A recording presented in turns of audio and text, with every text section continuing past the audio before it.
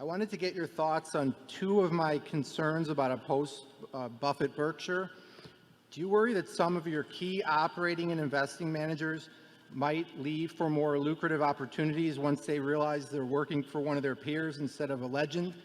And do you think it's possible that a large investor or hedge fund could ever gain enough control of Berkshire to force a change in the unique culture? I would say I virtually know that the successor we have in mind will not be the kind that will turn off our managers, because the manager is in mind, as a successor in mind, has got the culture as deeply embedded in as I do.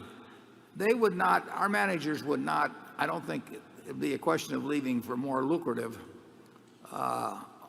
jobs. I think it would be because they love the kind of environment in which they exist.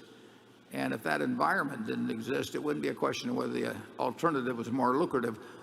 Many of them, a majority, could retire. They wouldn't need to work at all. They're only going to work if it's more fun for them to work than to do anything else, in the world, because they've got the money to leave in a great many cases. The conditions, it's the same reason I work. I'm 81, and I am doing what I find the most enjoyable thing to do in the world. And there are a couple reasons for that. I get to paint my own painting, and I have a lot of fun working with the people I work.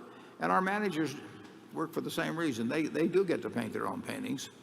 And my successor will understand that just as well as I do. And there would be a lot of people that might very well manage other companies that I think, if stuck in my position, would lose a fair number of managers. They just have a different style, and our managers don't need that style.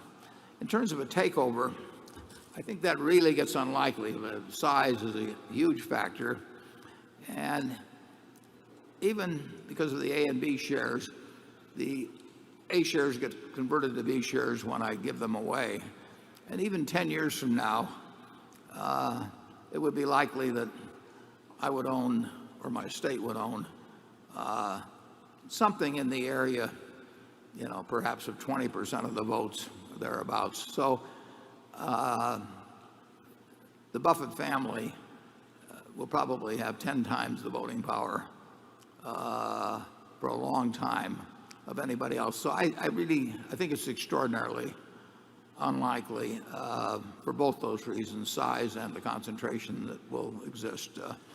And the longer we go, the larger we'll get. So as the voting power aspect goes down, the size aspect goes up.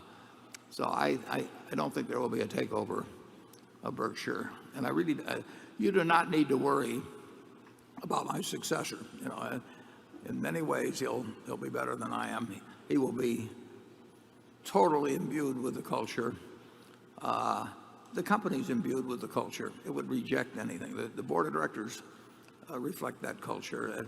It's every place you look around. Berkshire stands for something different than most companies, and that's not going to change. Charlie? Well, what I said last night was that the first 200 billion was hard, and the second 200 billion with the momentum in place is likely to be pretty easy compared to what's been accomplished in the past. So I don't think it's going to hell at all. I think the momentums are in place and the right kind of people are in place, and the culture is by and large pretty well loved, I would say, by the people who've chosen to be in it. Nobody's going to want to change it.